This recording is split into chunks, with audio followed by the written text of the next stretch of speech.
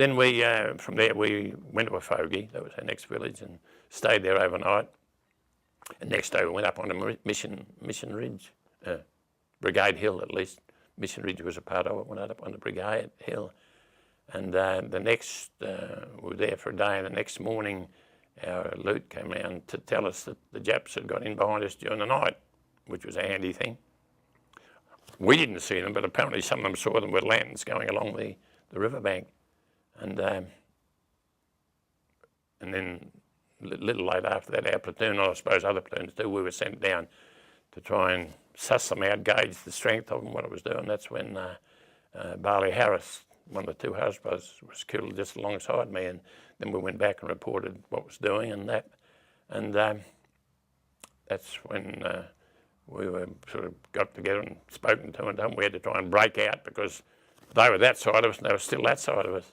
And we had to try and break out and go back in the same area where I'd been fired at but missed when Barley Harris got killed. One had just clipped a tree near me, and I thought this is going to be handy going into the same little group. And just at that stage, Harold Sullivan, I was in the extreme right of 11th platoon, he must be in the extreme left of 12th platoon, and we were sort of moving together, and he got his tin hat clipped.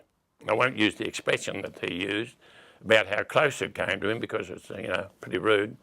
And with that, we split. And then I must have reckoned I was a bigger target than Sully, and that's when I got hit. But I got hit not by the blokes from the front, I got hit from the blokes behind me. When I got hit, it was like being hit by a train because it was pretty close range. I still think it wasn't a rifle, it was probably one of the single bullets from a machine gun because it hit me in the hip. And I can tell a bit of this without going to water. It hit the bone, which is the best bone to hit. The thickest bone is the bone I sit on. It didn't break the bone, fortunately for me, because I probably would have died of pain had it done so. But then the bullet broke up, and I've still got about a dozen little pieces in my hip. And then the rest of the bullet blew out of my groin. And I had gone overhead a couple of times and fallen into a depression. And I just lay there and I thought, well, I know I'm dead, you can't be hit that bad. And I knew there was a lot of crap in front of me, and I remember thinking to myself, fancy dying in a place like this, Well, I suppose I thought you had to die in hospital. And so I lay there for a little while, and I thought, well, no one knows I've gone down. And I thought, well, I'd try and get out of this. I didn't feel, that was what I mentioned about before, about not feeling pain. After a while, I thought, well, I know I'm something bad, but I feel all right. So I thought, well, I've got to try and get out of here myself. So I half stood up on my good leg, but my right leg was paralysed and I fell down again. And as I did fall down, a machine gun burst hit the bit of a rise I was trying to get up onto. That's luck, isn't it? Otherwise, I'd have been probably cut in half. So I just lay there, couldn't do anything. And so I knew that I couldn't do anything. And after I'd been lying there for a while, I heard a male voice, which I recognised, call out, come on, B, come here, follow me. And I realised it was George Wright. And I thought, that's funny. And then I heard again, it was a bit closer to me. And as I got closer, I yelled out, George.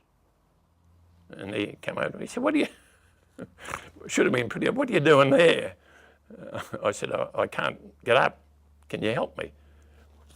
It's hard to believe how the Japs didn't follow up when, I suppose they reckon they'd made a job of it the second time, and how they didn't come up and stick a bone to me, I don't know, but that's someone didn't want, anyway.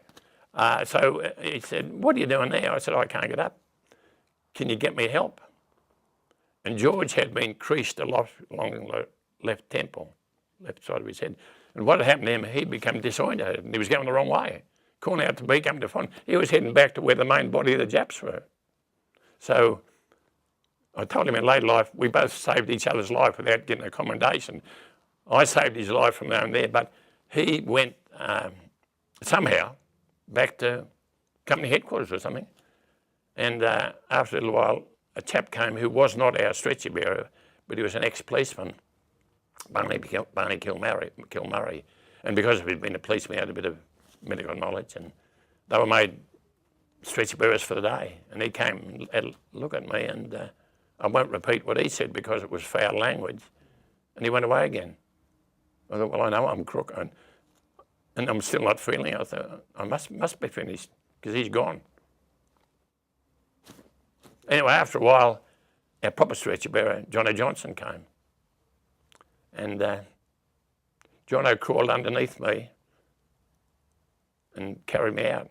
He took me back to wherever the bit of a base was, and they cleaned me up a bit. And I remember thinking to myself, that's the first I saw how big the hole was. I thought, I know this sounds silly.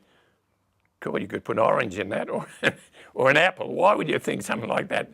And anyway, they put me in a stretcher, and they covered my head up with a blanket.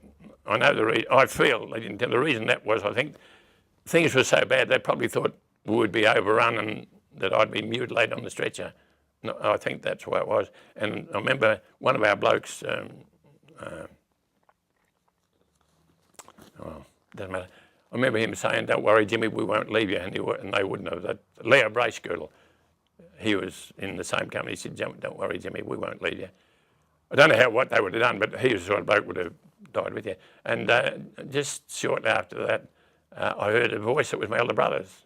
I heard him say, "I believe you got the young bloke here." And they said, "Yeah, he's under the blanket." Well, I suppose his first thought was, so he pulled the blanket back and he said, "Oh, you all right?" I said, "Yeah, I'm okay." They put my thumb up and away he went, because I was still feeling okay. That was the 8th of September. I got to hospital on the 8th of October, 31 days later.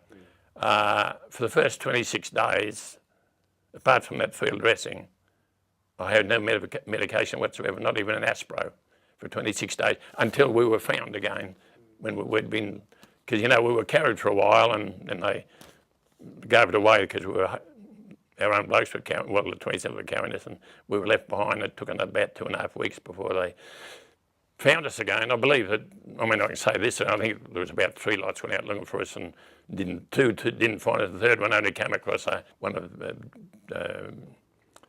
John Burns had given one 10 bob or something, and he contacted some blokes and they come in and found us again. One of the serious parts about it was the day we were found that when they found us, of course, we're all in tears. And I remember when they cleaned us up and put us on a fresh stretcher or a blanket and they started to carry me, I got riddled with pain from head to foot. And I remember saying to myself, which I do quite often, still talk to myself, don't give up now, you've hung on this long. But I was riddled with cramp because we'd had no salt all that time, and I was cramped from head to foot. And they had a medical officer, he said, "Here, get that Indian to get me a handful of salt." I got into the hospital at King's Hollow, and of course we were in a hell of a mess. And the first person to greet me next day was Bert Madigan, the chap who'd got lost looking for the mail. And Bert had got about 20 little flesh wounds, and that was Bert's way. I wish he could get back to the unit. I was thinking, excuse the expression, I was thinking bugger the unit. The way things had been for me for the last month. And the next person to visit me was brother, but he was only there for a day too. He'd been in there again with malaria and was on his way home. While I was in there in hospital, because we only had male nurses, and I couldn't even sit up, and I was confined on my back all the time. Nice white sheets and white pillowcases, a bit different to sleeping with a kit bag for your pillow. And I remember lying on my back and, a couple of wogs on my pillow, and I flicked them away. Bloody hell, right. God, that got my head too. So anyway, one of the male nurses came past. I said, "Hey, I see you've got bugs in this hospital." He said, "We didn't have the bastards before you mob moved in."